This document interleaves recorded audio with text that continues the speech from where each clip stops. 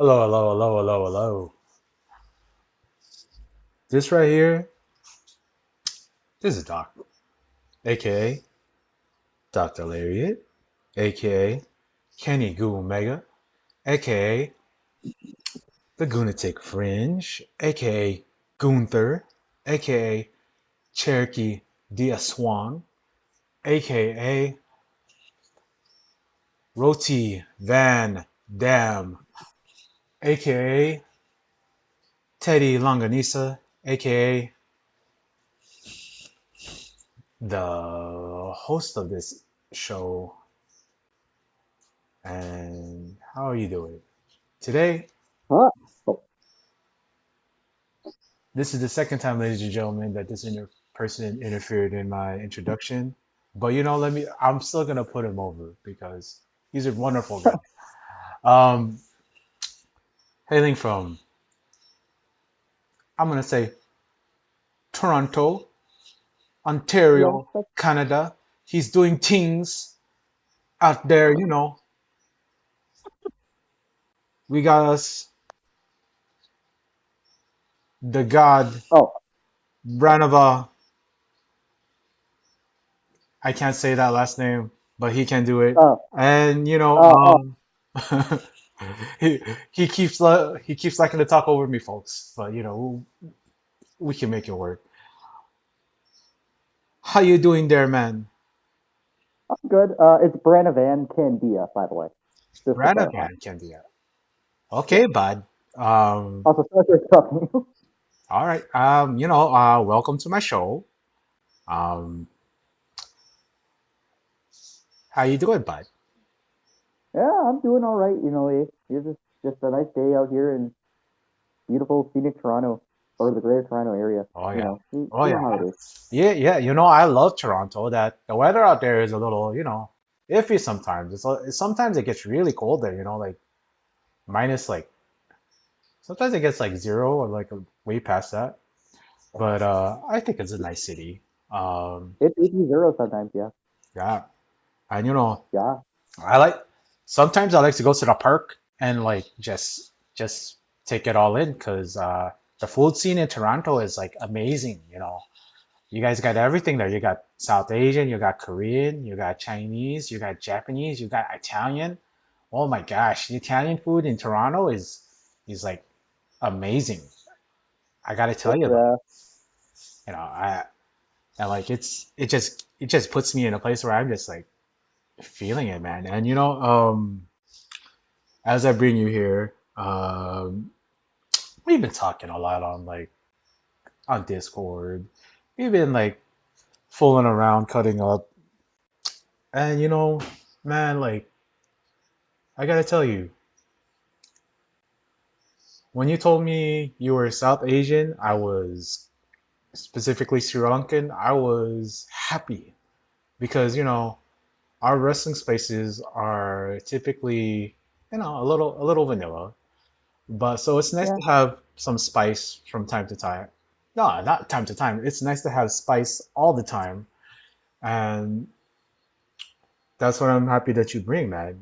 Because you're one of the funniest guys I've read. You got one some of the funniest quips, and yeah, man. Really?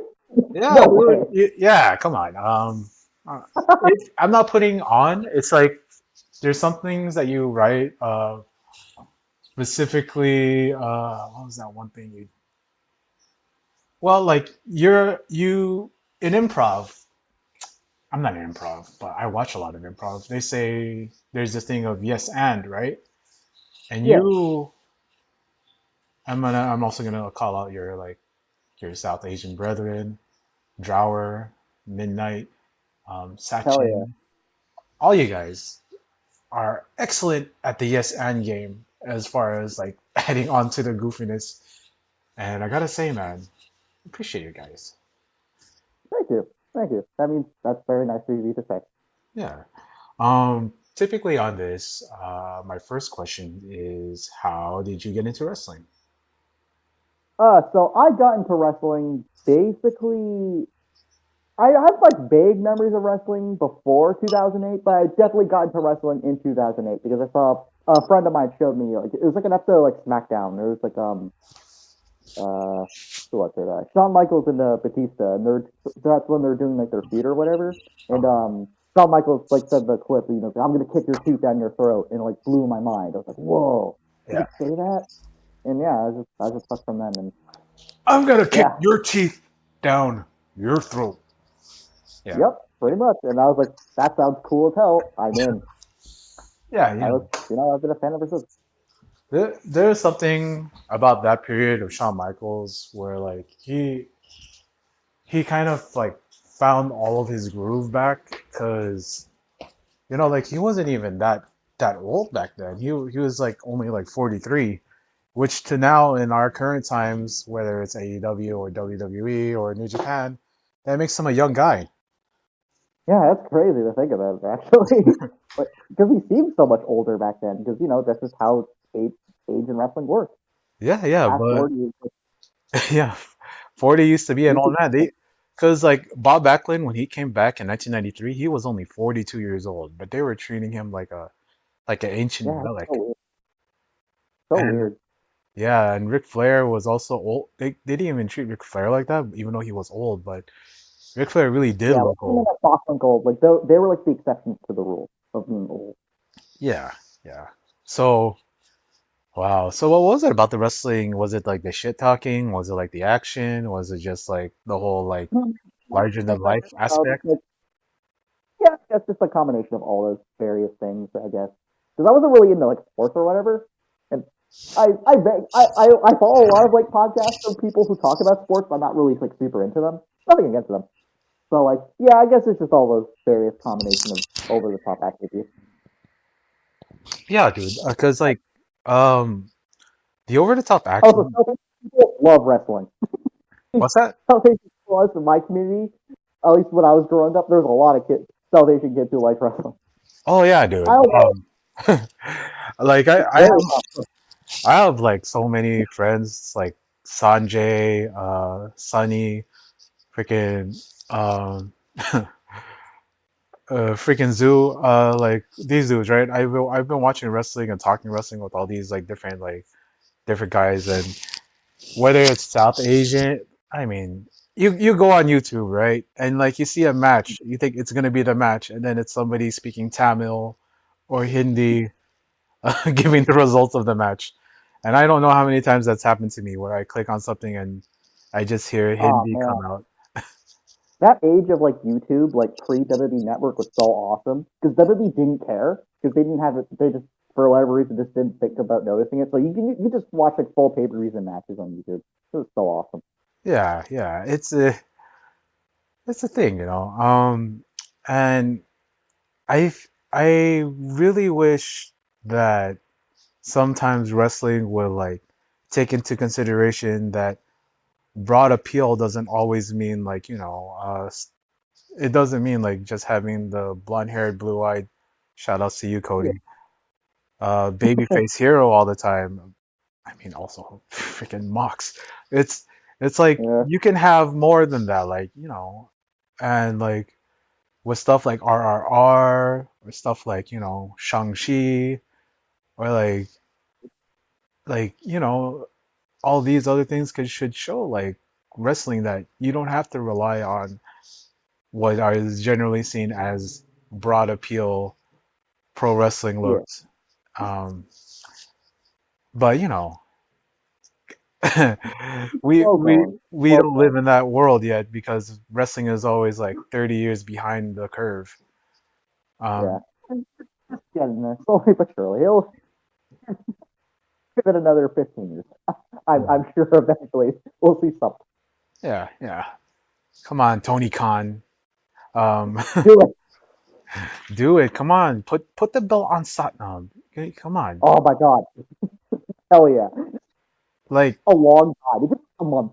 one Make in a that time. billion. One in a billion Satnam. Let's put Platinum. it. Let's, Platinum, baby. you have any idea how much like media he would get if he brings the belt with him? He had the freaking documentary on Netflix, and he blew up from that stuff. It's like it's so easy like to think about like you have guys that are like really handsome, Like, you have Takeshita, you have Okada on your roster. You could like have them do appearances with like Ryuichi from the Lakers or Richie Hamada and Otani. Like when the Dodgers won the World Series, I because the Dodgers are owned by Time Warner, right? I, well, Oh, I didn't know. they're not owned by Time Warner, but the network that owns the Dodgers uh, to air their stuff is owned by Time Warner. So I thought like, what would be a better thing than to have like your international champion and your continental champion appear with the World Series champion Otani, and they didn't do that because despite all of these things of progression to in our world of pro wrestling, uh, Asians, South Asians are kind of like pushed in the back uh, as Yeah, far as like our worth as fans. But even though that a lot of us are like deep fans, like hardcore fans, and yeah, you see it online, you see it in the crowd, you see it like you see it in our communities. We see like people that look like us that love this stuff, and sometimes we have to find like ourselves in other wrestlers who aren't necessarily looking like us, because like you came in wrestling in 2008, right? yeah. So who were your guys? Who did you find a I mean, connection but with? it was mostly just like the top guys, so like Undertaker, Jeff Hardy, like those guys. Yeah, Hey, who doesn't like Jeff Hardy and his dancing, Jeff Hardy is 2008, man. Yeah, that 2008, 2009, Jeff Hardy was the shit. dude, that run in 2008 where he got so over that he sold more merch because that back in that time they used to have top 10 merch right on the www.com website, Mhm. and he blew past John Cena and Rey Mysterio and Shawn Michaels And and Batista and Bobby yeah, Lashley. he Like was like the dude, he was the guy like, and like especially his people fans. now kind of lambaste Jeff Hardy for like, his discretions, but like during that time he was untouchable as a talent and he was undeniable to be the top And he guy. wasn't particularly good on the mic either. Like he wasn't like a mic guy at all. No, he just had that connection with the people, and people saw Yeah. themselves in him because they thought he was like one of us, like a guy who Mhm. did backyard wrestling to come to the front of the line, and like he wasn't conventionally like what you think of like as what a pro wrestler should be. Because he wore like the socks on his hand, he wore the Jinko jeans, he wore the all those funny shirts, and like the face painting was cool. So like, and he had the gauges and all that stuff. So like he just looked like an alternative person. So of course people are gonna latch onto him and what he presented himself as and what he brought to the table. He also brought like an incredible amount of charisma, and of course Mhm. he liked to fall off ladders. So It's who's gonna perfect hate that? recipe for success. What's that? Perfect recipe for success. Yeah, It's the perfect recipe. perfect wrestler for that time, right? Yeah. Yeah, and you think about it. Uh, the time you came in is actually people would say like that was a downtime for WWE. A lot of people said they got out of WWE around like 2005, 2006, 2008 because it was so different from what even the ruthless aggression earlier in the decade was. Mhm. So when you came in, like you had more, That's when they're aiming more towards kids at that time too. So they had like a new yeah, influx of like younger fans coming in yeah. And I assume as you're a well. younger fan because you said you were like a Oh yeah, yeah. I'm born in 1997. 1997, yeah. So you're about the right age, like about like 11-ish. I'm gonna do the math in my head Yeah, to be a fan of pro wrestling. And I think yeah. a lot of the times, like people my age, you've talked to them online, they'll disregard your opinion just because you happen to be 10 years younger. And and you came up at a different time where this was your version of like Hulkamania was being part of the what did he say? I His creatures. That's what Jeff Hardy called his fans, the creatures. And like Undertaker would call his people the creatures of the night. Um, and I always say this to like the younger guys I interview, right? I always say like your fandom is valid. You came up, and these Sure, guys are your guys. I oh, can't sure, but disregard the them. thing is that I don't have that much nostalgia for that time period. Like I Oh, do like some things, but like I wouldn't say I have like a whole like boatload of nostalgia because like by like 2010, WWE was god awful. oh yeah. So I like, don't even know how I stuck with it. what did you move on to after WWE? Nothing. I stuck with it. I just, dude, I can't leave. I can't leave. It's like the Hey, mafia, man. hey, you You know, can't. You're there for life. I'm there for life, man. Like 2010, because like for context, like in 2008, you had like Hardy, Jeff Hardy, Shawn Michaels, Triple H, Undertaker, John Cena, Randy Orton, Batista, oh my God. Chris Jericho, whatever you think of those guys, whatever. But and then over the course of like 2009 into 2010, Michaels retired, Batista retired, Undertaker became part time, Triple H became part time, but Jericho kind of left, so he came back. So like all those guys like slowly but surely dipped off. Jeff Hardy went to TNA, and so Right. like and WWE did a really bad job of hyping up the next gen of guys. So like Drew McIntyre and Kofi Kingston, guys who eventually became good. I mean, hell, Drew McIntyre even now is still great, but like just they fumbled, and there was just this weird dead period from like 2010 into basically the pipe bomb, where it was just I don't know how I stuck with it, man. Like looking back, I think it was bad, dude. Yeah, yeah. There, It was bad. you know, Like, Vladimir Kozlov, Santino Marella, uh, oh god, the Divas era. Um, it was so top heavy. Go ahead, man.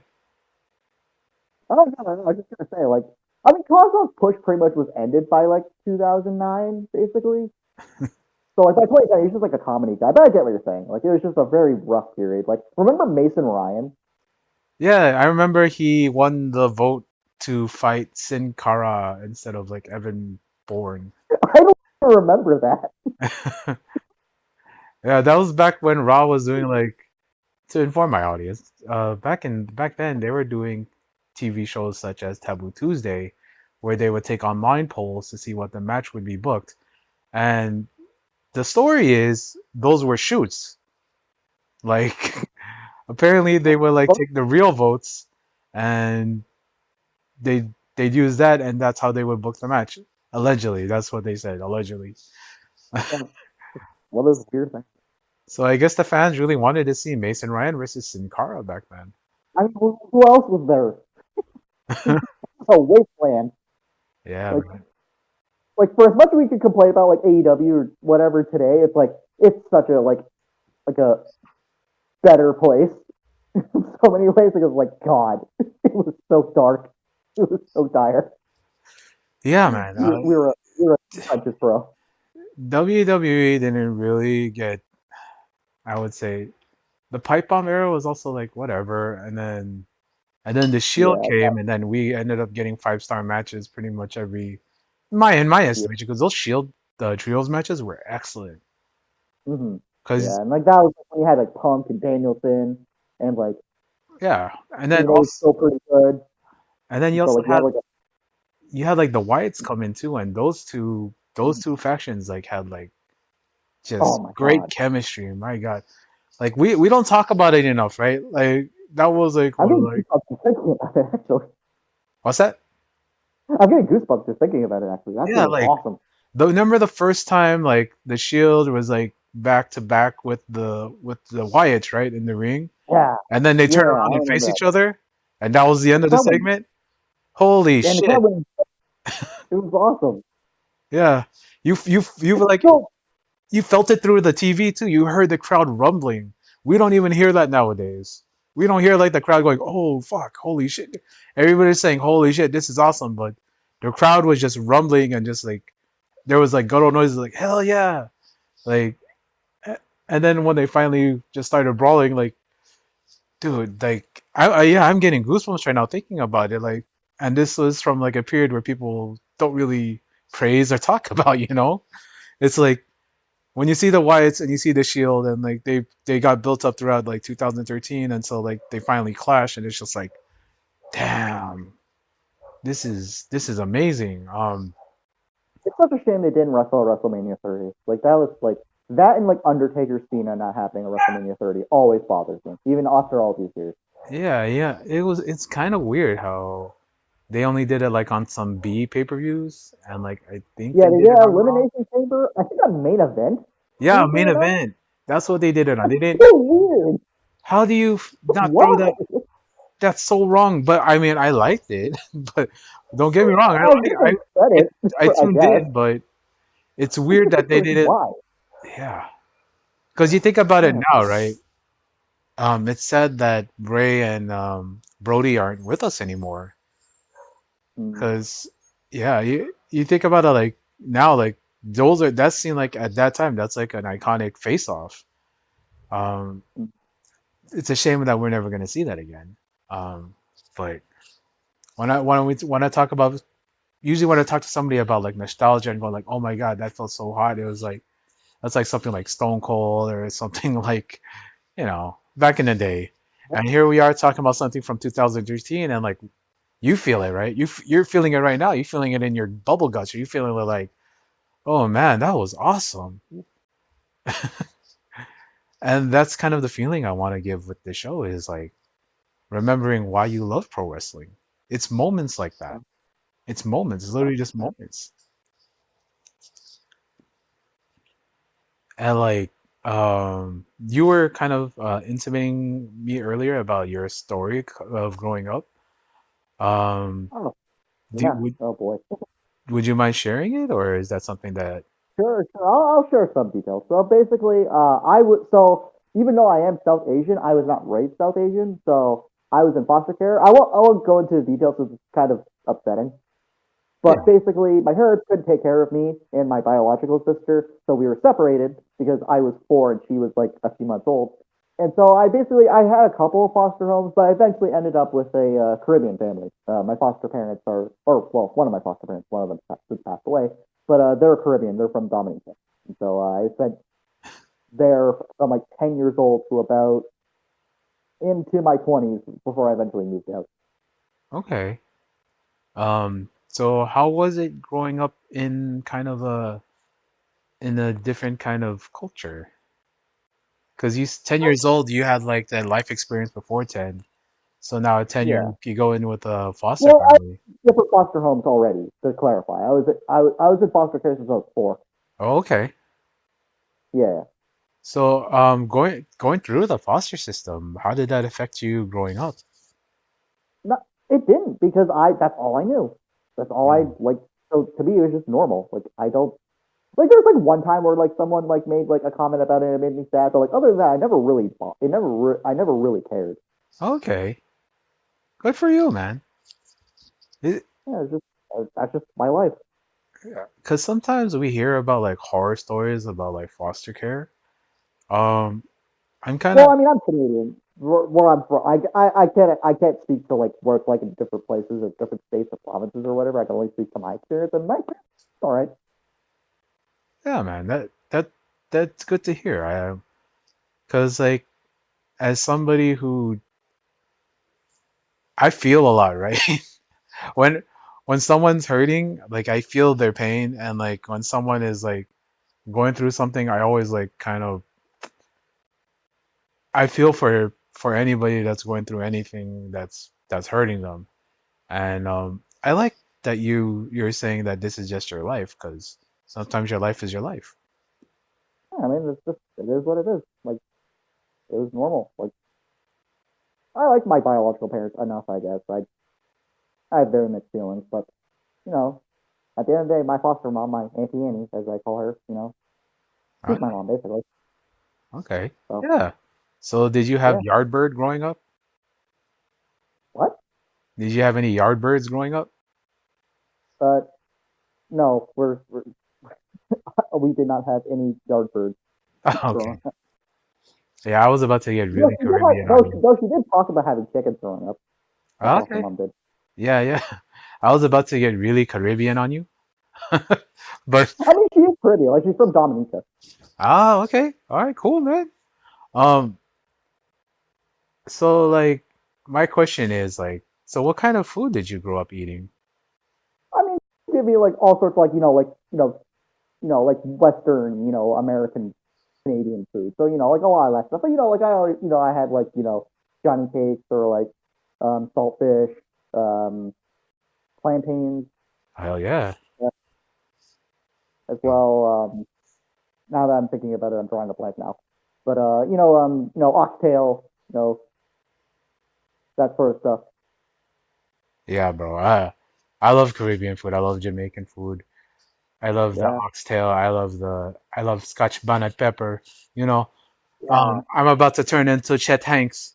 Um, but it's like it's great that you got accepted into that you see your foster mom as your mom. It's great that you have that, man. And like you talk about you were growing up and like you had friends that watch wrestling. Um, yeah, so like a lot of us when we're kids, right? When we get in when we're kids, we always get like the that's when we get like the happiest to talk about this thing that we love, right? Because I think if I'm thinking about right where you saw the Shield versus the Wyatts, you were like about a teenager, yes, probably early yes. I teenager. was I was in high school. I was back a grade, so even though I am born 1997, I was like in grade. Uh, let's see. So that would so grade 10, about like the whites and the heels. That was like 2014. So Hey, yeah, about grade 10. hey, that happens sometimes. Yeah. I had a cousin. He came here, not cousin. He was like a family friend, right? He came here in high school, graduated high school at 20. Okay, I wasn't graduating at 20. That was close though. Ugh. I was like So- 19. Yeah, so it happens. It happens. People get held back. Yeah. Yeah. But I just like keep thinking about like that dude. He was a full adult when he graduated. But anyway, I just like there's like all these things that appeal to me about wrestling, right? Whether it's the storytelling, whether it's the actual action in the ring, uh, and whether it's like these beautiful muscular bodies, Um, my question now is like, so as far as body guys go, I know you brought up Drew McIntyre. Who are your couple of Yeah. your favorite body guys? Body guys? Huh. I don't know. Body guys. I guess Kenny Omega just because of how pure cut he is. Just pretty impressive. Yeah, But he has pretty good cuts, man. yeah. So yeah, Um, Drew's pretty good looking, I guess. If we're talking purely just like physique. yeah. Uh, Tanahashi in his prime, obviously not nowadays, Oh but yeah. like in his prime, he was Oh man, that talk about a unbelievable. beautiful body. That he had like he's just the right amount of width and like he had, like that shape that you like broad shouldered, but then it narrows at the hips. He had that. Yeah. Also, like '97 Shawn Michaels. That's also I think like a good look. Like you're muscular, but you're not like too muscular. Oh yeah, yeah. He had big arms, but then he wasn't like bloated. He looked Yeah, fantastic. Um, a lot of people are going crazy over like modern Hangman, right? Um, I like it. I think it's a good look. yeah, yeah. It, it's He's just eating that chonko, man. yeah, he's a tank now. It's Yeah, crazy. he's a tank, man. And you know what? Like, it just I just like that I can talk about this stuff with you and like you're not phased at all because sometimes like people online they would hear they'd read this kind of thing and they'd just be put off by it. And again, that's why I say like you and your yes ands, you are so good to go along with a lot of stuff, dude. Um, Yeah, where do you think that comes from? I don't know. I think I'm just very laid back. Uh, Some would say lazy. Yeah, yeah. When I was growing up, my aunt said I was so I was so easy because I was just a lazy baby. So, Yeah. hey, Yeah, even like what my foster mom would always compliment me on. Like I would never complain about the food I ate. So I think I did when I was like really young, but I was in a different foster home. But like when I lived with her, like I I would eat my if I didn't like something, I would just eat it a lot slower. But like in general, I never really complained about the food that I ate. She always liked that. that's good, man. And being a good eater and a kid is it's hard nowadays, I tell you, man. Because like sometimes I would like take care of like I bring like my nephews out, right? And Mhm. then they don't want to eat anything but like cheese pizza. I mean, that's just like a lot of little kids stuff. Yeah, yeah, some Because you kids know, just I lived with her when I was like 10, so I was like, while I was still young, I was still like a little bit like older. Like little kids are just gonna be picky. That's just what it is. yeah, yeah. But I love them. Um, I also have nephews. yeah. When did you find the online wrestling space? Oh God, I don't even. I'm trying to think. I mean, I would like follow via like wrestle like what culture and stuff, but I didn't get like social media stuff until like I literally graduated high school. For some reason, I decided, you know what? Now it's time for me to get Facebook and Twitter. Now that I'm Oh. leaving high school instead of like when I was actually in high school. But I had like a Reddit account like a little bit before then, like in April of 2016, because that's Okay. when I graduated. So yeah, I kind of came. So that's when I got into like the online space, and then it kind of just like snowballed from there. Like I was on Reddit for a fairly long time. Like that was like my primary source, and then eventually like, I got into more into like Twitter, and then that was like that, and then eventually trying to think, and then yeah, I just like listen, and then eventually it started spiraling into like podcasts and stuff. So like I was really into like the law, live audio wrestling, which is where John Pollock and Wei King came from, Shout out to you, who Way. founded wrestling. Yeah. And so like I got into like that stuff, and then eventually it just spiraled further, and then the pandemic happened. I think that's when I really like became like a super fan because that's when I found like Voice of Wrestling, and then a little while after that, I can't really remember when. I think maybe like even like 2022. That's when I found like One Nation Radio, and then eventually that would lead into following the Discord because I think it was because of the Tristan Sarah podcast, which is the channel that you have a lot of fun in. Oh, yeah. Not always for the best, Hey, but the channel never stops. Uh, no, it's much like the world of MLW. The yeah, Tristan Sarah channel never stops. yeah. Oh, Oh god, oh God, I'm sorry, Tristan Sarah. Sometimes, so I just say sorry. one thing and it spirals into something else, and I didn't mean You to do know? it. I never mean to do it. Yeah, then yeah, and so that podcast is what got me to the Discord, and because I had a Discord account for like years, but I just never used it because I just for some reason just never bothered to. But then Social Suplex is what got me into Discord, and now I use Discord Crazy. way too much. Yeah, yeah, yeah. Sometimes when I think they call it being in the weeds. I don't know where that saying came from. But It's a sometimes when mystery. you use like stuff like Reddit or like go onto like a Discord, you kind of like get yourself trapped in like sometimes we call it a bubble, sometimes you call it an echo chamber. Um, Yes, but like, it's kind of natural to happen because sometimes we can't let these thoughts out in public, and sometimes we should never let these thoughts out in public. no. So, so like being in an online space, do you think that actually helped your fandom or hurt your fandom? Oh no, it's definitely helped my fandom.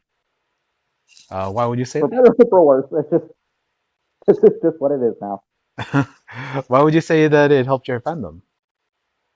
I mean, it just helped me like learn more about wrestling and stuff, and like like just the various podcasts I listen to, like just like helping me grow like my appreciation for wrestling and seeing wrestling in different perspectives. Because I enjoy Tunnel Talk, but I also enjoy the Voice of Wrestling flagship, which have very completely different views on how pro wrestling, you know, you know, the philosophies on wrestling, and Trish and Sarah who look at things from a business perspective, and then One Nation Radio who also kind of have like a who are more closer to the Voice of Wrestling flagship, but also have their own flair for things. So just like that kind of just expanding my mind, horizons and stuff, and then listening to various other podcasts that you may go into more old school stuff or whatever, what have you, Okay. and then Um, reading on Discords about like different matches and wrestlers and stuff. that's cool, man. 'Cause I don't see like I never saw forums or Reddit or Discord as a detriment. Though a lot of like pro wrestlers seem to hate that, but a lot of wrestlers seem to be on Discord and Reddit and Twitter and all this stuff Wrestlers to talk. listen to like various, even like the various like podcasts that we listen to in the social suplex, and that blows my mind because like they're pretty small, relatively speaking, in the wrestling podcast space. Yeah, So it's just hilarious how like tuned in wrestlers are. yeah. You'll be Which surprised is about fun. what Like I don't wrestlers blame are them. actually in Social Suplex or in Oh, whatever area. I have no doubt like there are lurkers, and it's smart to do so. Like it's not even like knocking. They should. You should always have your ear to the ground. Yeah, I'm gonna Doesn't say mean you that. have to listen to everything we say. Like just know, hey, what's the pulse? Okay, I'm gonna talk about myself for a little bit, Go for it. and it comes from the Discord. So my theory, well, all I did on Voices of Wrestling and all these other wrestling discords I was on was say CM Punk fought the Young Bucks in a towel, and eventually the towel fell off. Right? You could see that, right? Like when the Bucks and Mega go to his locker room and they knock, and he comes out the shower and he's just in a towel. You could see that happening, right?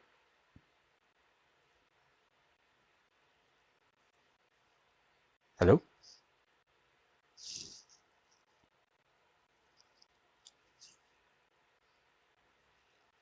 So anyway, um,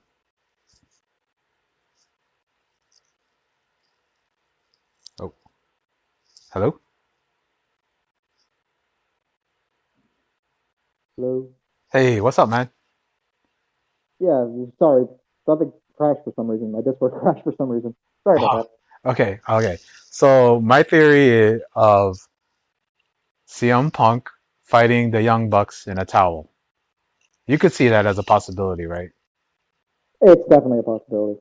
So I keep saying this for years and years, right? Years and years and years. And then, like, I think it was maybe 2 years ago, the Young Bucks did a segment on BTE with Kip Sabian holding one of, like, in a title belt, in a towel, in their locker room, bullying them, right? And then his towel falls off. And I say, that's because of me saying that that's what happened with Punk, right? All right. Now we go to 2024. CM Punk, now in WWE, on a Mhm. house show, runs out to the ring in a towel um, to fight off a couple guys. Why would Yeah. CM Punk do that? Mm. Last question. You, it can entirely be possible. So I entirely think that both the Young Bucks and CM Punk read my stupid my stupid theory and decided to give a little bit I'd of be credence surprised to if it. Punk knew what Discord was. To tell you the truth, I'd be surprised if Punk knew what Discord was. Oh no, he knows. Ask Joe Lanza about Oh, him. oh, well, never mind then. Uh, oh, he knows. He would routinely do stuff in response to what people were saying in the Voices of Wrestling Discord. Like the Hulk Oh, Hogan that's spots, hilarious. we were calling him like Hollywood CM Punk, right? Mhm. And then he starts Yeah, doing like the ear pose, he starts doing the leg drop, yeah. Oh, yeah, I remember that. and like I was like, we're the only place saying this, so he definitely, if he's not reading her, somebody that one of his minions is reading her and telling him about it. Because like no one was really saying that on Twitter. We were just saying that in the Discord to just like mock him. So Yeah. this is why I think that CM Punk, if he's not on Discord, he has minions on Oh, Discord telling him yeah, for things. sure. He definitely has minions because that's why all the beating elite shit kept happening and like you know the that whole mess. Hello? Yeah, I'm here. What's Okay. up? Yeah, so like did you just see like the reach that on online like forum and online discords and Twitter has on actual wrestlers on TV? It's pretty funny to me. Like that they're actually This letting is the way things, just the way things go, I guess.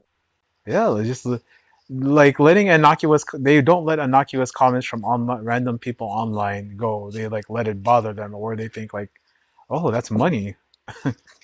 Yeah, I mean, hey, that's what the Young Bucks did. They made an entire career out of it, for better or for worse. Yeah, I do not. They made an entire career out of it. Ah, God. You know, I do miss being the elite. Um, I have very mixed feelings about it, but you go ahead. Go ahead. I don't want to know. well, because, well, I didn't miss it once they gave the entire show to the Dark Order and Ryan Nemeth.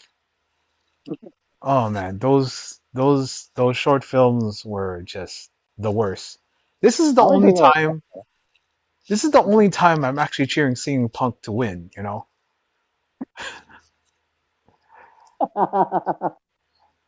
And it's so, Blackballed Ryan Reynolds. yeah. Oh, Um, brother. so what did you think of like stuff like that? Because you come Stuff from like the what? online generation.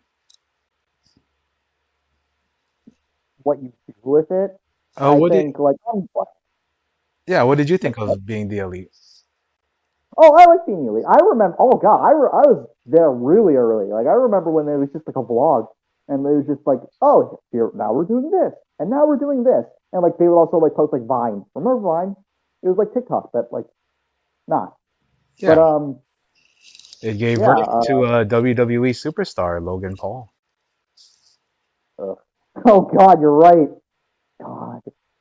But yeah, but yeah, I remember when Being Elite was just like a vlog, and like I remember when like they started shifting towards telling like little stories on Being Elite because somebody made a comment about like the Young Bucks are going to do this, then they're going to do this, then they're going to do this, and and the person just like checklisted everything that was going to happen in the episode, and like the whoever is running the Being Elite account like liked the comment and like laughed about it. So like yeah, I remember all that shit. I remember the I do some parts of my memory are a bit spotty, but I definitely remember like the post Okada Omega stuff and Bullet Club is uh fine. yeah and all that stuff and all the Bullet Club shenanigans and Cody Rhodes and then the lean into the original All In and so yeah I was there for pretty much all of that. I don't think I watched like every episode, but I was definitely along for the ride for sure. Right. I always remember that episode where they kill Kenny Omega. That no, where Kenny Omega kills Adam Cole. That's funny to me. Yeah, they poisoned him, Yeah, they especially because poison. he was going to go to NXT. Yeah. Oh man. Speaking of, And I remember the invasion of WWE where like there was like a Raw episode like that was nearby, and so like they decided just like to fuck around outside, and like Cody Rhodes beat the Independence Stacy. yeah, yeah, yeah, and that cost Jimmy Jacobs his job. Well, Well, at least he found solace in Tony Khan, you ugh, know. ugh, Let's talk about it a little bit, man. I know that you are a big fan of AEW. correct. So what was it about? And like you were talking about being big on the Elite, was it because like that whole online show kind of like created like a bridge to see something new? Oh, for sure. It's just like, oh wow, like this thing is existing, and it's like I was actually really bummed that Kenny left New Japan at the time because I was like, oh damn, like there's so much for him to do. But then obviously, finding out later, like, oh, there's like a lot of issues with Kenny in New Japan. Like Kenny was actually like one of the low, according to Kenny at least. Obviously he's a wrestler. You have to grain of salt. But according to Kenny, he is like one of the lowest paid guys in New Japan, or at least like by like the main event standards. So it was like, and there was also like other issues and stuff. So it was like, so while I was bummed, I also understood why. And then obviously, but yeah, just but generally, yeah, just being really excited, like wow, this like crazy new wrestling thing. Because on Squared Circle, the subreddit, there's this guy named Price. I can't remember his full username, but he does this thing called the Wrestling Observer Rewind, where he would like recap Wrestling Observer issues. But like he it's not like he just copy pasted them for the most part. For some stories he would. So like for the most part, he would just like recap them, and it was really cool because like there'd be these weird moments of serendipity where like the 20th anniversary of the Montreal Screwjob just so it happened to coincide with the Montreal Screwjob issues, and then like the death of WCW literally coincided with the AEW startup because that was like in 2019 when he got to those issues of the Wrestling Observer. So it's just this really cool like wow, we're finally like full circle. We're finally gonna get like this thing that can like exist in wrestling. You know, Yeah, it's not gonna like overtake WWE, but like it could be like a thing that we can watch. And yeah, it's yeah. exciting. And no, I know, I'm happy to. and I like your take on it because you came up in wrestling when there was only WWE. Oh yeah, I'm definitely one of the guys who got super jaded. Like I am definitely one of those guys. Like if WWE kept being, I say that, but then again, I stuck through like 2010, 2011. So I don't know. I probably would have just been one of those dudes who just stuck around wrestling. But I've gotten like New Japan and stuff, and yeah, but yeah, I was definitely one of those guys who got super jaded. Yeah, and like becoming jaded about wrestling is normal, right? Yeah. Becoming jaded and falling out, it happens. It happened to me. The big secret right now, I'm not really watching wrestling right now. Um, Yeah, like I'm it not happens. watching what's currently on TV. I am kind of dropping in for whatever matches look interesting to me, whether it be in Japan or in America or Mexico. But right now, I'm not really watching wrestling. That doesn't mean I don't love wrestling. I love wrestling. It's It's what happens. It's just like you watch it constantly, and it just keeps on going. So I get it. It's yeah, natural. yeah. I always think like it's good to take breaks from what you're doing when you're getting too into it. And like um sometimes you just need that little bit of a break to like really realize how much you like something. Um has there ever been a time in your life as a fan where you just like stepped away from wrestling as a whole? Uh, very briefly, but then I came crawling back like very shortly afterwards. I can't leave. I'm in it for life, man. Yeah. So I try to be careful of not being fully like doing other things. Like I'm recently getting into like movies and stuff, and like I have like a small movie collection. Well, a lot of which I haven't watched yet. Oh, But let's talk your movie collection then, bro. yeah, I have a fair few. All right. So like what is something that you've been what is something that you just got that you really excited to watch? I got so recently. I just bought the 4K version of Back to the Future trilogy and Oh, In the Heat of the Night because okay. the problem is that 4K discs. I have really bad luck. Some of them come in scratched, so I have to end up rebuying them sometimes. So I'm really hoping that like they don't come scratched because that's a pain in the ass. Oh So yeah. like yeah, I love Back to the Future and In the Heat of the Night's an amazing movie. Yeah. Back to the Future is Oh my my god. favorite movie series. Um, I have the DVD. I think it was like the 25th anniversary DVD from 2010 with all of the deleted scenes. I went to the musical, loved it. I Oh, ha what's the music? Yeah, there's a Back to the Future musical. Different story completely. I think you might like it. I watch all the documentaries. The DeLorean is like a dream car for me, even though it's a shitty car, but it looks so cool. Yeah. It And does. like the lore of it is funny, man. So it came from them just making a joke about like, what if we had a guy go back on time and his mom wants to have sex with him? That's the whole basis of the movie. The whole When I, basis of the movie is like a 2 hour incest joke. so weird. So funny too because like when I was a kid, I never really registered how weird it was, but like as an adult, it's oh my god, Marty is losing his shit. Like he's just screaming internally every time Lorraine looks at him. Yeah, It's because so funny. and he's like also like a teenager, so like Yeah. he's gonna have involuntary boners and just be like so uncomfortable in this situation. He has a girlfriend already, but it's just like this is my mom. Why is she's coming on to me? Oh So no. repressed too. It's so uncomfortable. It's so like the way they film it is so uncomfortable. And like his dad also being a pervert is so weird. My dad's a peeping Tom. Yeah, he is. Cause Like, oh god. No, Marty hangs out with like a weird old man. Family's yeah, fucking weird. yeah, Marty hangs out with this old recluse guy who, the theory is, right? The theory about Doc Brown is he has that scar on his head and he fell on the toilet because he was trying to hang himself. Oh Jesus. And then that I mean, I know the theory that he burnt down his home, his old family home, in order to get the insurance money. I know that yeah, theory. I did not know yeah, that one. yeah, Jesus. that's the other one. Like that seems kind of true too because like he would burn down home, get the insurance money, and then he'd get the money for all of his projects. Hmm. Because you see what the mansion was, and then when you go to the future, it's just like a garage, the detached Yeah. garage at the end. But yeah, if you, you break down that story of the first Back to the Future, it's 2 hours of incest jokes and Marty trying not to will he won't he with his own mom, which is kind of weird. But it works.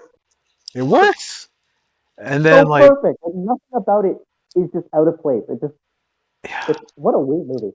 yeah, it's my favorite movie. It's such a weird movie, and like when we get into like the makeup was so good for 1985, man. They made Oh, Crispin Glover and Leah Thomas and and I forgot his name, but Biff. They made him look. It looks so good, right? It yeah, was no, really, it's genuinely really impressive. Like yeah, it doesn't look out of place at all. yeah. Like even like on the 4K and on the DVD Blu-rays, like it looks fantastic still. And like Mm-hmm. seeing how they captured like the 1950s aesthetics with everything, right? When they go to the to the sock hop bar, right?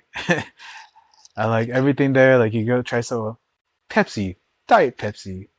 We don't have Diet Pepsi, Pepsi kid. free. Pepsi You got free. Pepsi free. If you want a Pepsi, you got to pay for it. Yeah. Pepsi free. And like, he when he meets his dad and his dad has that creepy laugh. It's like it's like just it's like everything about like that whole universe works. That's why in part two they basically just do the same movie again And it with works. yeah, and it works still, and it still works, right? Because like they spent like maybe what he's back home, then he goes to the future because what are my kids assholes? You know, What? Does it become assholes or something? No, uh, it's our kids, Marty. they're your kids, Marty. And like so this has now become a Back to the Future podcast. Um, so Hell yeah. so he he goes in the first movie at the end. Spoiler alert: he's able to get back to his timeline, but because of the Well, changes he sort made, of. sort of, but because of the Yeah, because changes he made, new timeline. all of a sudden his dad has created Star Wars and Star Trek. Because when he visits his dad, he says his name is Darth Vader from the planet Vulcan. Yeah, it's Darth Vader from the planet Vulcan. And so like his dad ends up I mean, I don't think they're that rich because they're still like they're just like in a nicer version of their house. But I mean, hey, by modern standards, I'd kill for their normal crappy house. yeah, yeah. Uh, Yeah, so he goes to the timeline, all of a sudden they're rich. And then Doc says, "Okay, he gets that really cool Toyota Tacoma." Ah, man. That's why I ended up with the Toyota Tundra when I was a teenager because I loved that lifted truck that Marty had. Um, mhm. but like part two and part one, he said I've some all never seen right. part three. Oh, you've never seen part three? I've never seen part three because I was just never interested in it. But I probably should, just for the sake of seeing it. Oh man. Like I'm Okay. sure it's good. It was just like, oh, it's not like the other two. So like I'll definitely watch it. Well, when did you first watch Back to the Future, brother?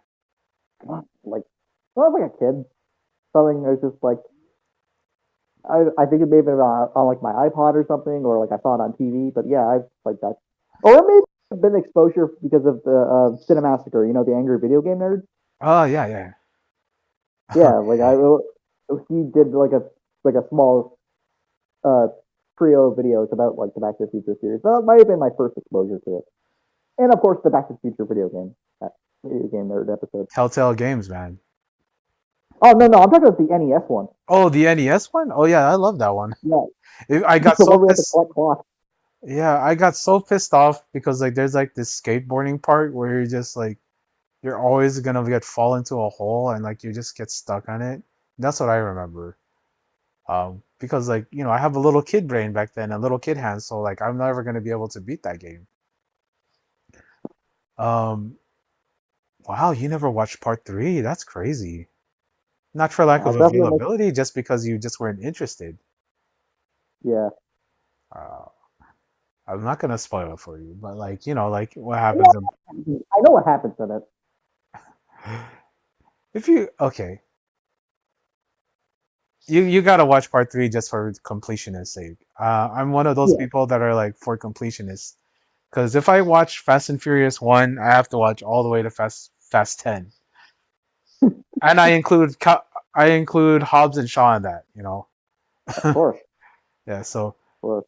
I I absolutely love the trilogy. Part two it might be my favorite one, honestly. Part two, I'm not Part sure two why. was my favorite of the two for a long time. Yeah, it's funny that because like they have all these they have like it's early CGI work, right? So like, and it looks Hmm. good. It still stands up because they're all and like I'm so excited because like I think like next weekend I'm actually gonna go to Universal and they have like this thing called Fan Fest, so you can take pictures of the DeLorean, take pictures in like the where they have the clock tower. I'm Nice. very excited to do all that stuff because I am that much of a big nerd of, and to bring this a little bit back to wrestling, Hmm. the Orange Cassidy outfit is just a variant of a Marty McFly outfit. Huh. I never thought of it that way before. Because I always thought, because Kushida, he's like the big Back to the Future fan in wrestling. Because Oh he yeah. gets like the light. Hello. Hello, I'm here. What were you saying? Oh no, I was just saying like Kushida was like the big wrestling fan or big Back to the Future fan in wrestling because he has like the life preserver and like the whole like shebang. Why are you wearing a life jacket? You're on land. Uh,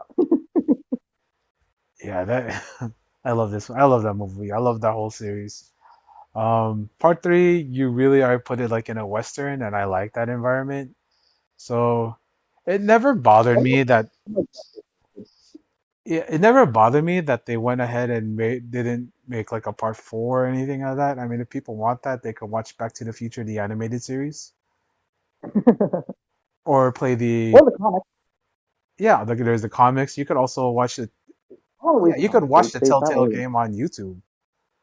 Yeah, for sure. You don't need one. I'm really glad that they're doing everything in their power to not remake it. So I'm sure eventually there will be a Back to the Future remake. Yeah, Eventually, yeah, because nothing is eventually. sacred in cruel, I cruel world. I mean, the closest they'll probably get is they're gonna make a movie version of the musical, which That which should be interesting. yeah, I think as somebody who loved the movies, the musical was actually pretty good. Like it's really it's like it's a homage, but it's also its own thing, which is what you want in a kind of a reboot. Hmm. Um, Honestly, you know what? You know what? There you go. If you have to do a Back to the Future 4 or whatever, or a remake, just do the musical as a movie. yeah, I think I think that's what Bob Zemeckis actually said. And the Bob was the other Bob. They're both Bobs. They're I Uh, think Bob Zemeckis. I'll Google it. You yeah keep talking. yeah. So like he was there for like one of the the first. He was actually there in the when I went to the musical. So it was actually pretty cool to have one of the creators of Back to the Future there at the end of the musical and say thank you for coming for the crowd, thank you for like enjoying Bob his Gale. creation. Bob Gale. Yeah, Bob Gale, Bob That's Gale.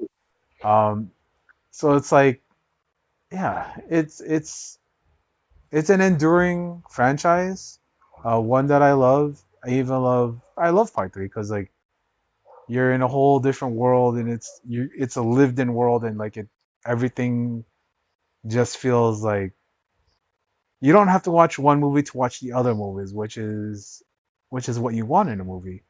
Like you don't have to watch part one to watch part two to watch part three, because every character in these movies is like already is their own fully fleshed out selves, which in my opinion is what you need in movies. I don't like movies that set up other movies because that's ridiculous. Like, why can't this movie be a standalone story? Why do I have to end on a cliffhanger so I have to watch like the full story later on? And that's my take on movies and series.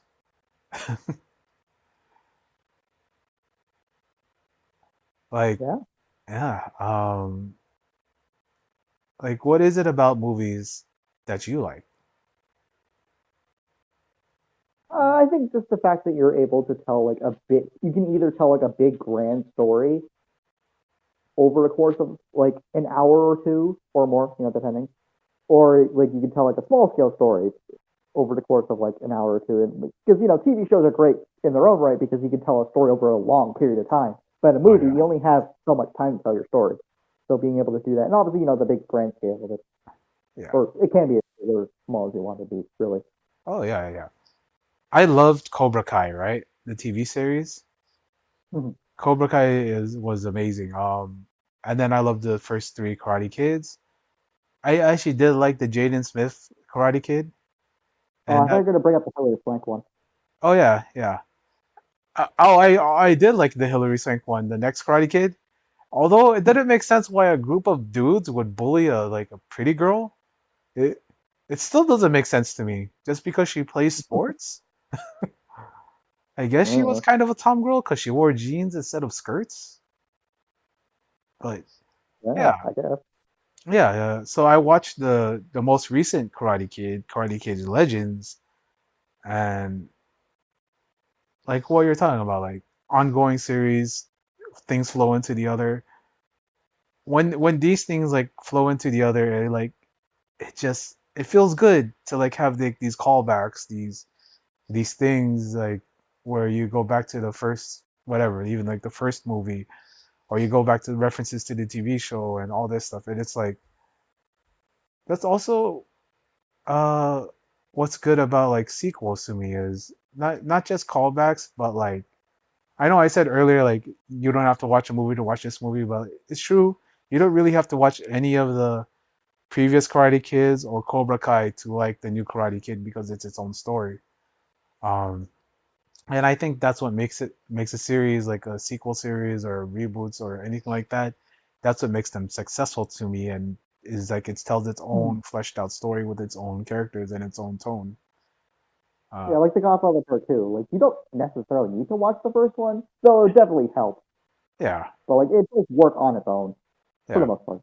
But Godfather 3, you kind of have to watch Godfather 2 and Godfather 1 for Godfather 3 to make sense, and that's kind of why Godfather Yeah. 3 sucks. The acting in Oh, but Godfather then 3 also, is good. It's good acting, but the story itself, you need the previous parts to actually get what's going on because they're in the courthouse for most of it, and it's like, who thought about this movie? Paramount Pictures. Yeah. They thought we want money, make us money, and also you only get 6 weeks to write the whole movie. Oof. And also Francis Ford Coppola needed money. Oh man. Um, I actually stayed in the Coppola house in New Orleans. Um, Ooh, it is pretty nice. Thank you, shout out to Kevin. Like that was that was one of the coolest weddings we went to. Um, my dogs are going crazy right now. Um, hey, so yeah, man, it's like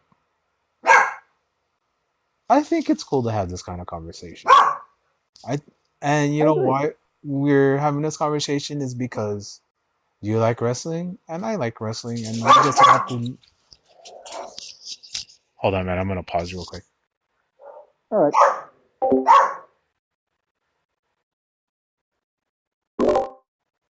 All right, man. Sorry about that. Sorry about that.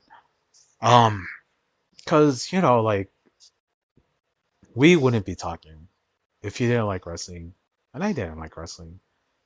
And what connects this dude from Toronto to this guy from LA is our shared love of pro wrestling. And I think that's pretty cool to think about, right? Yeah. And if you think about it, like we on a daily, we're interacting with people from all over the globe talking about this silly sport called pro wrestling. And Hmm. and like We definitely do that. yeah, it's pretty remarkable just to think about it. Like just sit back and think like, huh. And I'm sharing this time with you.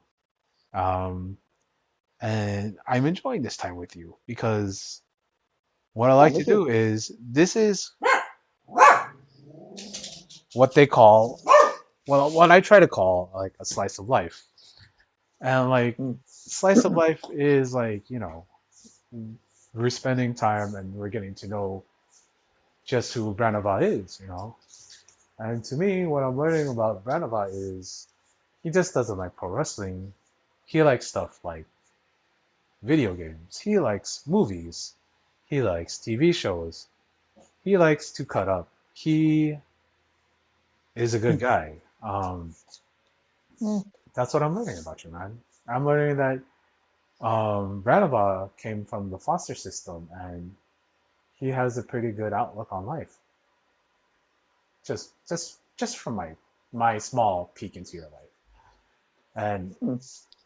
you know, I I want to let you know, dude. Like maybe one day we meet. Like maybe one day you come to LA. Maybe one day I go to Ontario and we end up like chopping it up and like getting some things. Oh yeah. Yeah. Oh. Cause like you never know what happens, right? You never know what happens in life, and you never know about the people you meet in your life. Um, and I like the point that I'm trying to make is like sometimes things are supposed to happen in a way, and they don't happen the way you want sometimes, and other times things just happen for a reason. And your outlook on life of like that's it's just my life. That's like something that a lot of people just can't really accept. People don't want to accept whatever their reality is, and they kind of just want to doom and gloom about it. And I want to tell you, man, your whole attitude of this is my life and I'm living it. That's that's a commendable trait to have, brother. Mm. Thank you. Yeah. Um, when when I think about like when I think about stuff like wow, where are we in the universe, right? I always say like time is a flat circle and things are going to keep going as they are and things are going to keep repeating because what happened about 10 years ago might be happening again. um, Mm. and like when we're talking about pro wrestling, that just means Okada versus Omega is happening at All In. um, Yeah. and you know what, man, I've had fun talking to you about movies. I had fun Oh doing damn, this. we're ending already. Oh no, no, dude. Oh, thank God. Ah, man. No, no, man. I'm just reflecting. I'm just Oh, reflecting, okay. brother. Jeez. I'm gonna keep this in because yeah, I'm gonna keep this in because like, no, man, I'm not gonna jump out on you yet. We're in it for the Okay, long cool. haul, bro. Oh yeah. I just like well, trying to like sound like prophetic on all this, but like I think my whole thing in life is I always want to give everybody a chance to tell their own story because my personal like one of my personal values and one of my personal mission statements that I stated in my mission statement is everybody has their own epic story to tell. Um, and you coming from I know you said like it's just what your life is, right? But Mm, bouncing around from home to home, uh, before you're 10, a couple different homes, like uh, mm, not really having that relationship with your biological parents that most people have. mm. Um, a lot of that will scar people. A lot of that will like damage people and like hurt people. Yeah. But like I'm letting you know, man, you're a pretty good guy. Um, Cool. yeah, you're, and it's not, and it's always like your experiences in life that make you a person. So we shared some things before, like about that, but I'm not gonna bring it up because those are kind of personal things. But like, I whatever you want out of life, I want that for you. Whether that's love, whether that's money, whether that's whatever it is, I want you to have it because I believe, not that you deserve it, but I believe that you're gonna get it because that's gonna be something for you, man. Um, and like I know, like we talked about your situation before, but like uh, things always get better. You know this, I hope so. yeah.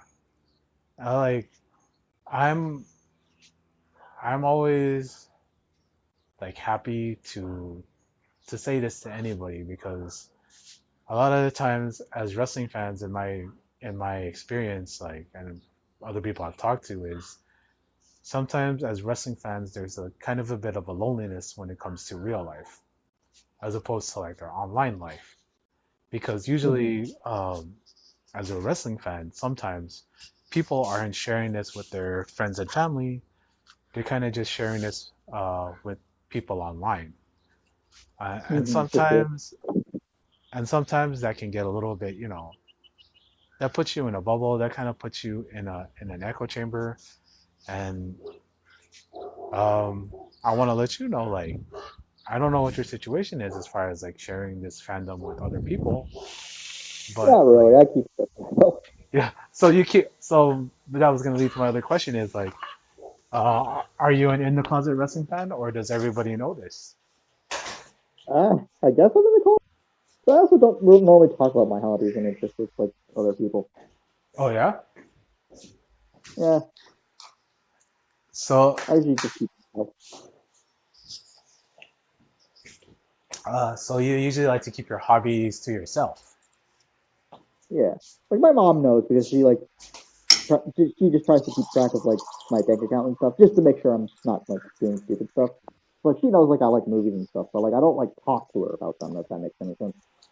No, yeah, that makes perfect sense, man. Cause like, part of me, I mean, I never really tell people like I'm a big fan of wrestling. I never really say like say these things right like out loud, right? But I do wear, you know, I'm a Disney adult, so I'm one of those guys that wears graphic t-shirts, right? Yeah, sure. So like if somebody sees my like Kenny Omega shirt or my Big Van Vader shirt and they or my Jushin Liger shirt or and they like completely recognize it, that always makes me happy because like somebody else like oh blah blah blah, I love your Cactus Jack shirt, I love your McFoley shirt, right? And like that's as much interaction as I'm looking for because I don't really want to have like conversations with people about this thing I like in person aside from like my close friends because you never know how that's gonna go. So like Hmm. doing this podcast is kind of me breaking that, but not really because I already know on a baseline who you are as a fan Hmm. a little bit. But yeah, on the outside, like in real life, I don't really feel like I have to share my likes with people unless like they ask me about it because I don't feel like forcing what I like on other people. You know what I'm saying?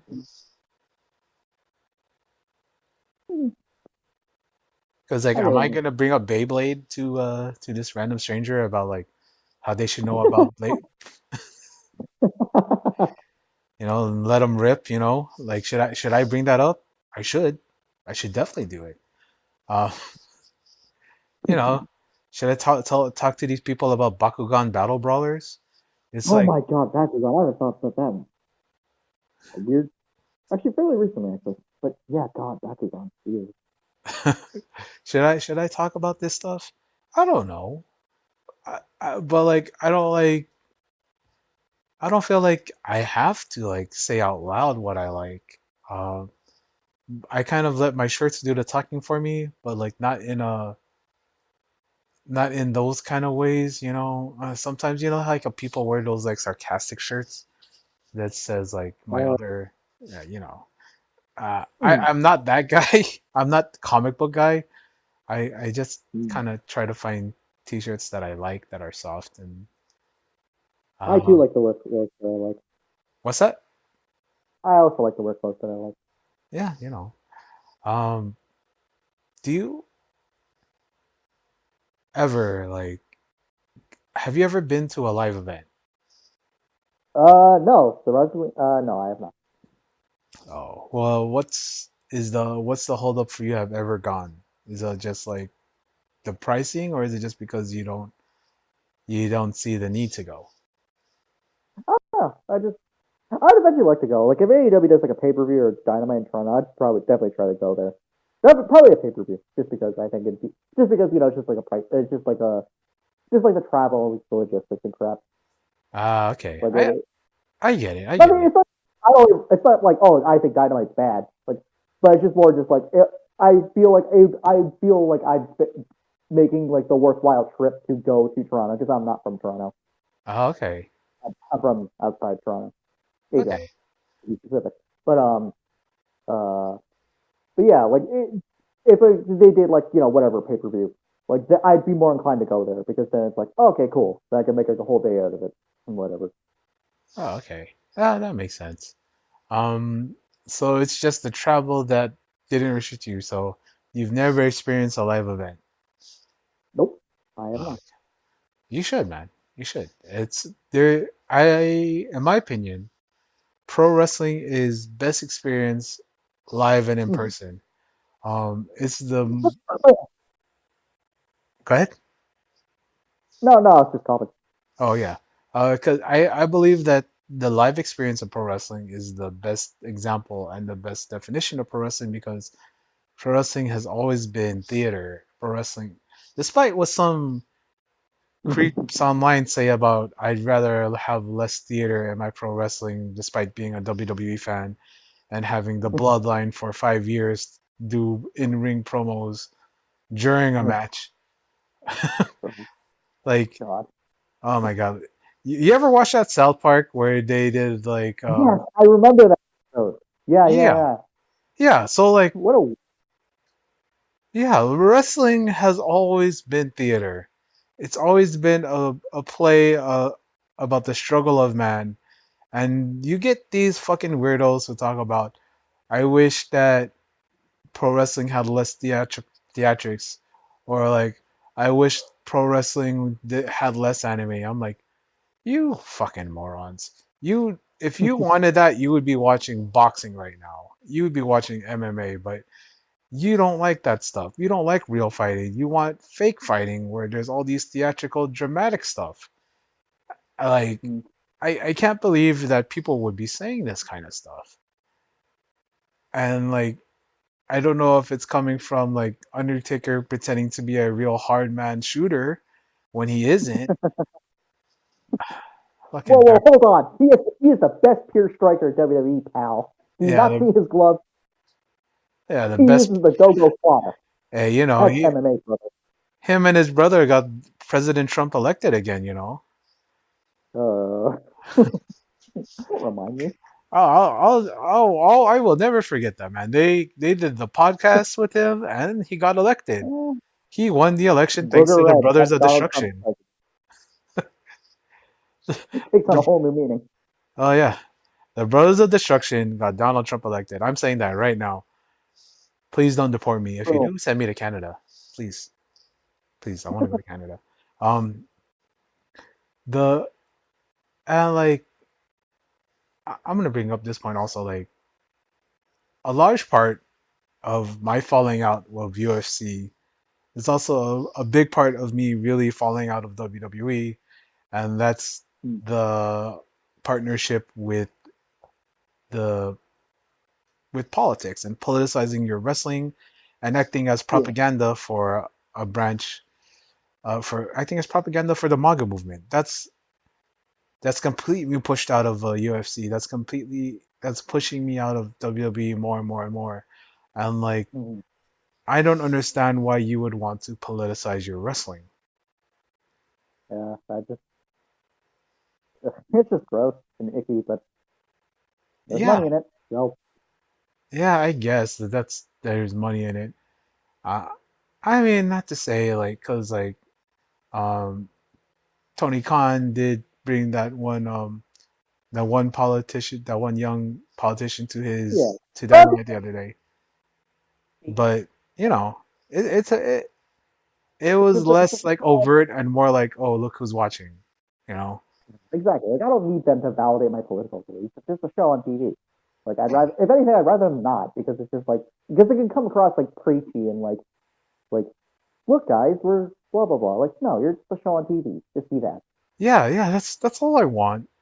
WWE can do this, whatever, right? But then when they bring it to the actual show, when they when they do a fucking uh one of those like MAGA comedy shows, what's that, the WrestleMania roast, where all they Oh did was god. denigrate their own employees and then fire them afterwards, like Shayna like that. Baszler has a dick and then you're fired.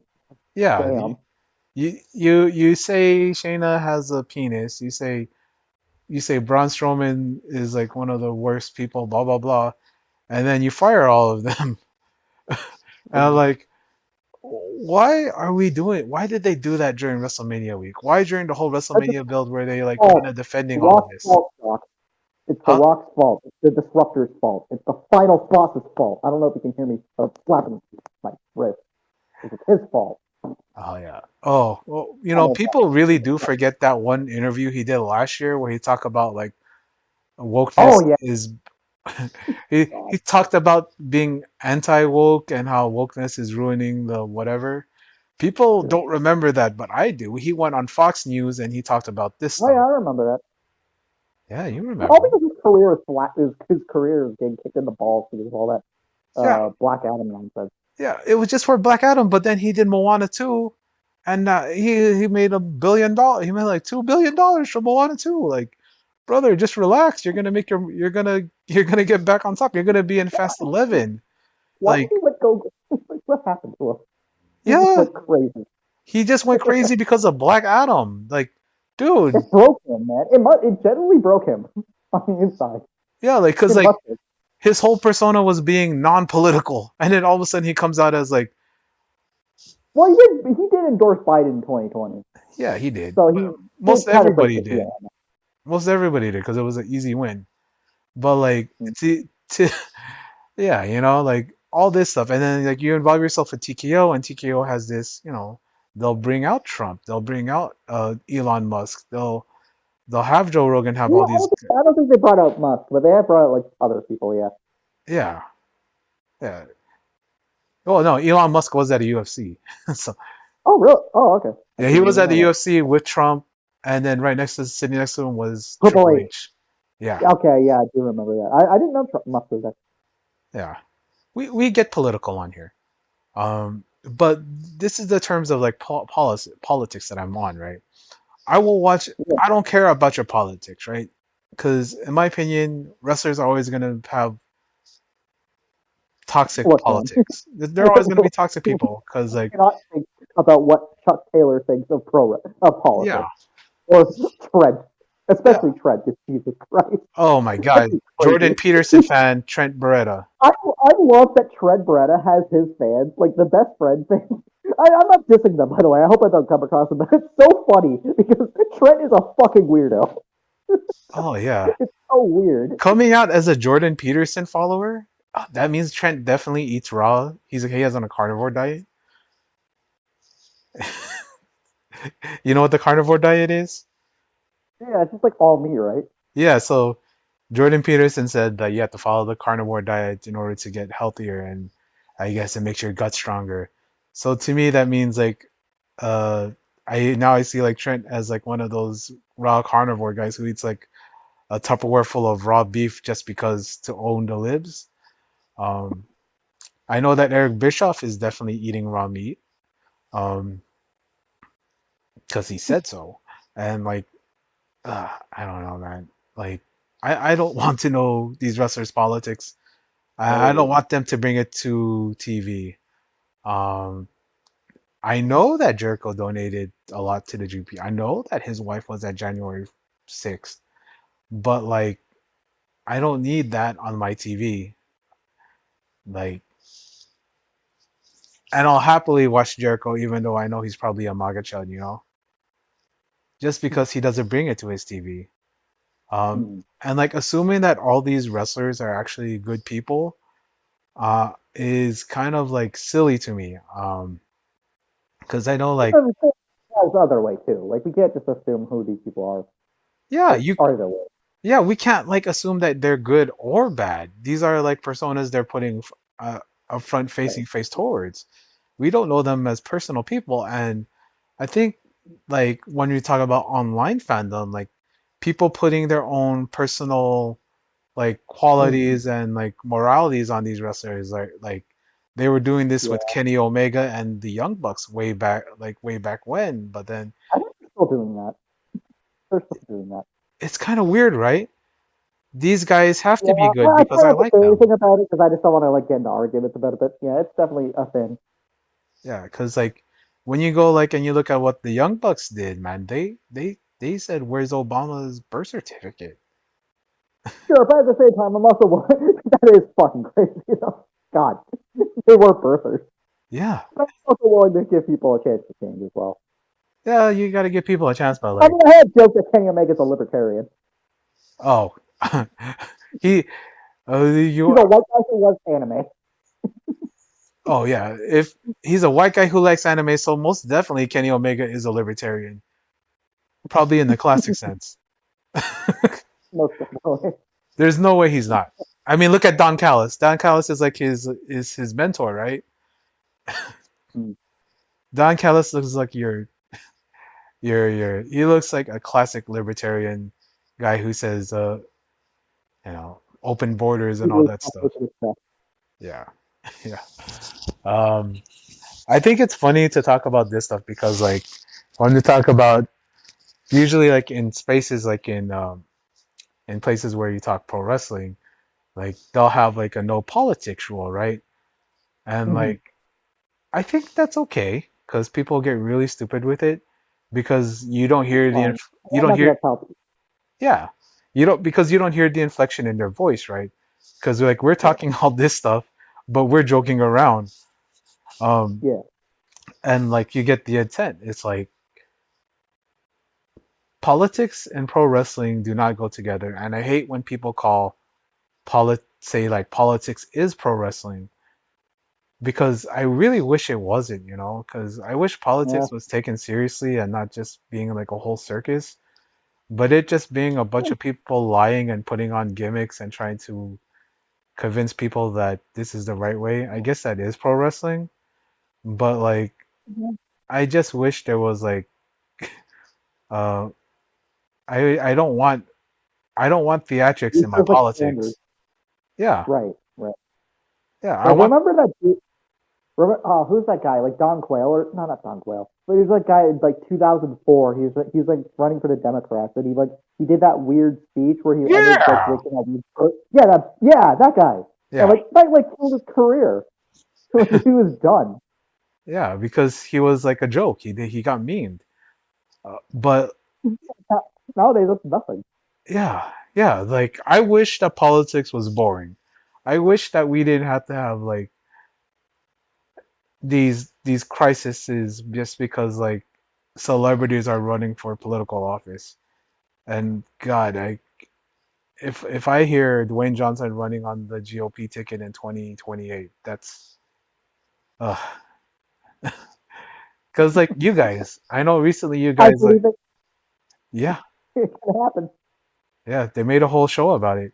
Um, yeah, they made you believe that he was running as independent, but watch. Um, because I know like recently you guys had your elections, right? Yes, yes. And it's a sideshow over there too. Um, but Less thankfully, so, less so, but yeah, it also helps that our political campaigns are really short. The reason why it became such a like a sideshow is just because of like the conservatives and whatnot. But whatever. yeah, yeah, you know, but like it is funny how Trump was able to unify the country of Canada against America. Um, I'd say that, but yeah, it is hilarious that basically the liberals won purely because, in large part, because of Trump's stupidity. So thanks. yeah. So like, um, to, like to just get into like, there's still all this weird beef and static between Canada and America based on like Donald Trump not knowing how borders work and all this stuff. And like before, like when he did his first run, he didn't even bring any of this up. No, He was trying to be isolationist. He was trying to like not be involved in anybody's business, but now he's trying to take over more land for America, and that's kind of weird for me. Um, it's very weird. yeah, especially trying to say that Canada will be the 51st state, but how does that work when you guys are as big are bigger than the United States with all different provinces? Like, how does Yeah, this is too big. that's Exactly, it's just too big. how can it be a state? You have like three different time zones. You have like four or five different time zones if you include like the Newfie time zone. It's like Yeah, how is all this going to work? Uh, but I digress. It's been like I really hate when people try to like put their own values, whether it be on celebrities, but especially on pro wrestlers, because like there is this whole thing about Kenny Omega being like a gay ally, right? This was the big thing, right? And I'm mm, sure he is, but like he he had that documentary where his parents basically said he's not gay, but he's doing it because other people are gay, and he's wants to be a voice for those people. I'm not sure if you ever watched that Kenny Omega documentary. I did like once, Yeah, it was like like when so, it came out. yeah. So that they interviewed his parents and they asked them point blank if he's gay, right? And they basically say no, right? And like most of the documentary, they're interviewing this one lady who swears up and down that Golden Lovers is a gay story made for gay people, right? But I'm gonna say this: Golden Lovers is a love story made for straight women, not for anybody Ooh, else. that's spicy.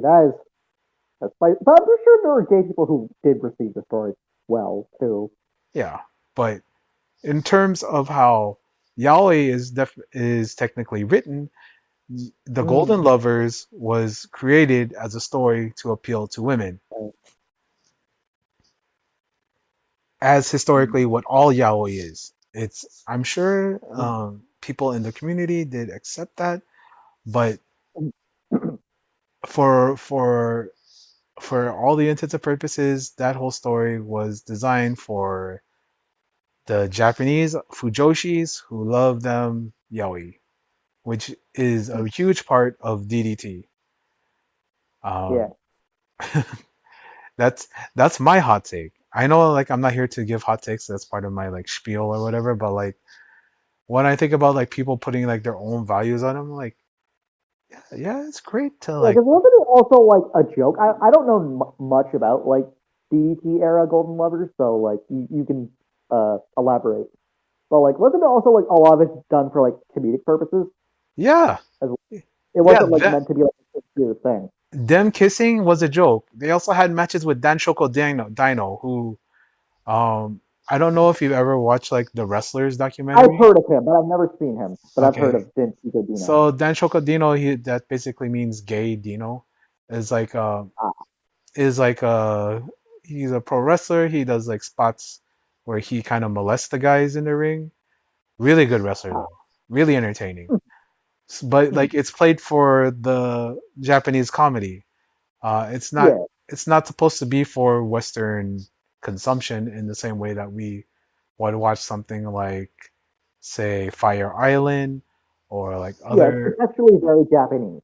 Yeah, it's Japanese. Like how Kids in the Hall is contextually Canadian North American comedy, where they also had a Yeah, lot of like, men in drag and a lot of gay comedy yeah, in there. But mhm, that was perceived for like the Western audience. Whereas like over there, and like it's not, Kids in the Hall is played for jokes, right? Played for laughs, but yeah. you're laughing with them. Whereas in the Japanese comedy, Asian comedy, whenever there's anything that's gay that happens, we're laughing at them because they're gay. Mm, So like spots where the golden lover, you've seen that GIF, right? Where they just like stare at each other and then they kiss in the lips and all that. yeah, That's to play to the female gays in Japan who, and not gays, Gays, Gaze, yeah. I because, get what you yeah, because that's what they want to see. They want to see this stuff. They want to live in a fantasy where two straight boys are able to find love with each other. Um, and let me tell you that's what yaoi is. It's always two straight boys who just happen to fall in Oh, I love. didn't even know that. Most of the time, it's two straight guys that just happen to be gay, or like they just happen to find this other guy. That's how like the story is. If you want to Hmm. find more about this, you can watch Banana Fish. It used to be on Amazon. I'm not sure if it's still there, but you can watch these yaoi animes that I'm gonna give you as a recommendation. Banana Fish. You can also watch Yuri on Ice, which is funny because Yuri is the term for the lesbian version of yaoi. Um, Hmm. and like everybody's favorite Digimon Adventures. That's Huh? yeah. But yeah, man. I don't want to like yuck anybody's yum, but like to Hmm. put Kenny and Koda like on like they're fighting for gay people and all that. It's like it was kind Yeah, of I think the weird best at part. it was kind of weird at the time, right? Like they're like putting them like on the forefront of like this is representative of the gays, like and like uh, and like I'm like I mean, sure it's great to be seen. It's great to be seen. Like when Batista and TJP and Jeff Cobb, and Joaquin Wild, although with Joaquin Wild, all of a sudden he's in the LWO, and he's Jeff back Cobb, I now. guess, is a Samoan guy now. Yeah. It's good to see I mean, yourself. Triple H is colorblind, so we kind of have to forgive him for that. Yeah, definitely have to. But he put all the brown dudes from islands in one group. Hmm. That because that's kind of Um, that's that's kind of that's peculiar. but like yeah, like to just have your this is what I call like part of the parasocial relationship between wrestling fans and wrestling is it's not like the wrestlers like saying, "Hey, this is what we believe in. You should do that," and then like coming out and like all the fans joining in on all of that. It's like the fans putting this weird, um, like, because it's a curated persona that wrestlers and celebrities in general are giving us, right? It's all Yeah. curated. It's like it's not we don't know these people. We don't know these people from their head to their toes. We just watch these people on TV. So when it comes to the wrestling fan base, and like part of that wrestling fan base is going to these cons, meeting these wrestlers, getting these autographs, taking pictures, go while listening to their podcasts and all that, and like you're getting to know them in that way. It's like, yeah, but like that's still not them. This is still the person they want to project themselves to be. And here I am with my own podcast saying this kind of stuff.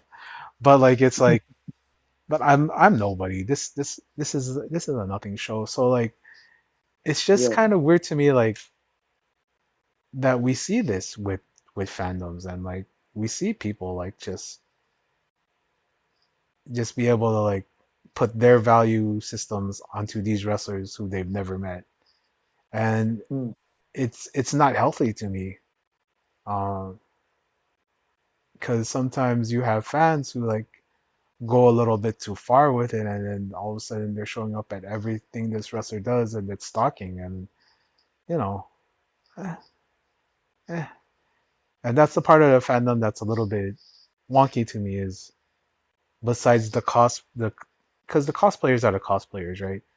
But the Yeah. people who go out of the way to say like this wrestler represents me entirely. This is who I want to model myself after. I'm like,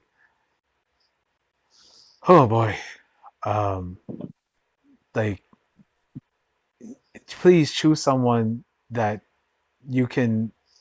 Please tell me that you just want to emulate them as a performer and not as a person.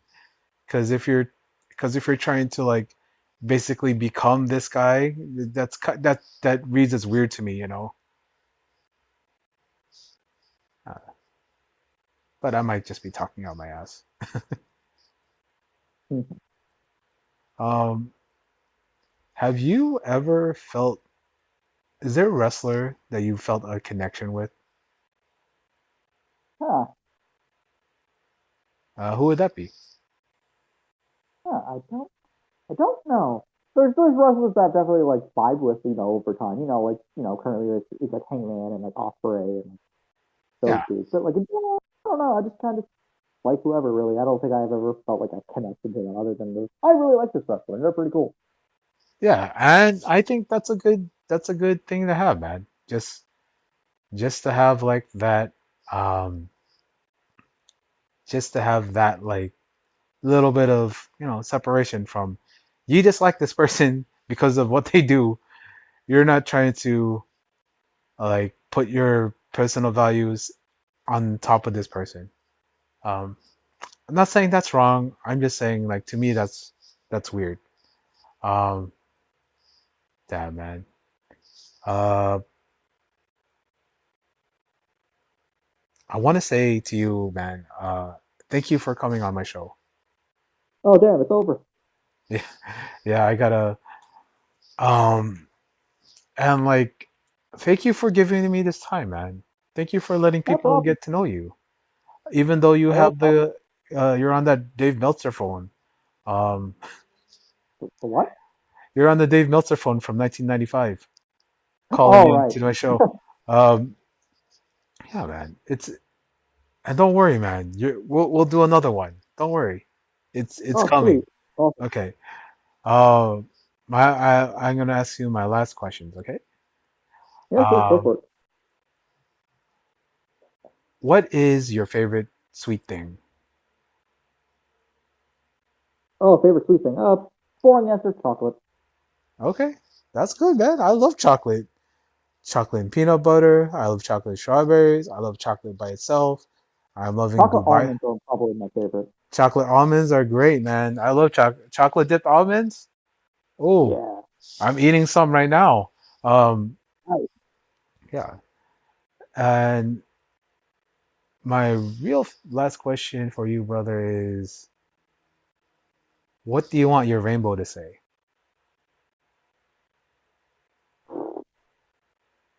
I have no idea. All right. So like say like a rainbow appears in the sky and it has a message from Branavan. What should it say? Yeah.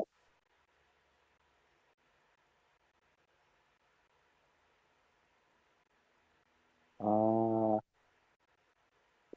hmm.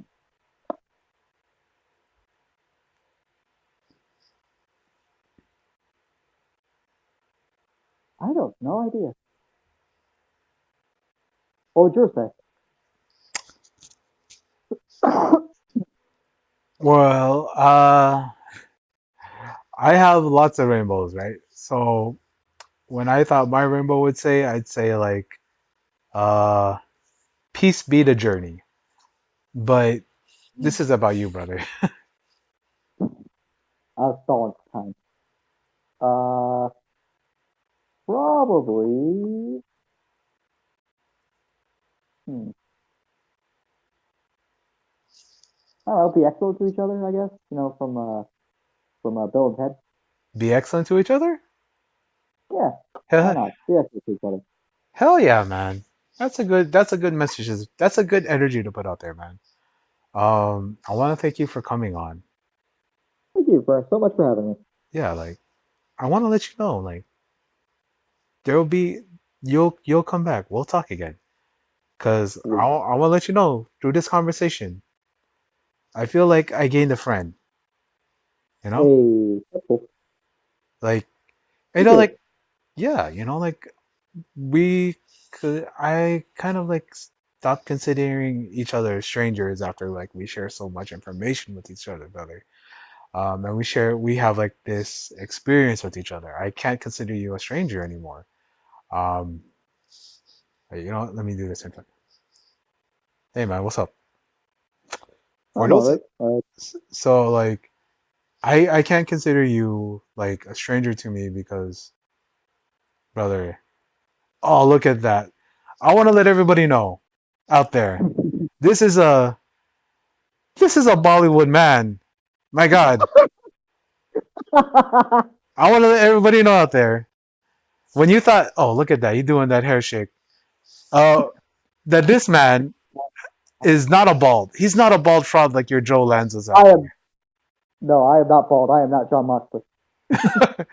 He's not a bald fraud. He's not. He doesn't have to go to Turkey, to get like this. This man has long flowing hair.